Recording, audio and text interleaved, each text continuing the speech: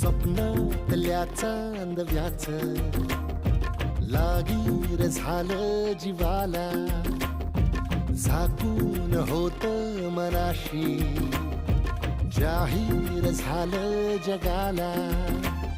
क्षणभर जग हे विसरून सगळे दे एवढासा दिलासा, पोशील तू श्वास माझा.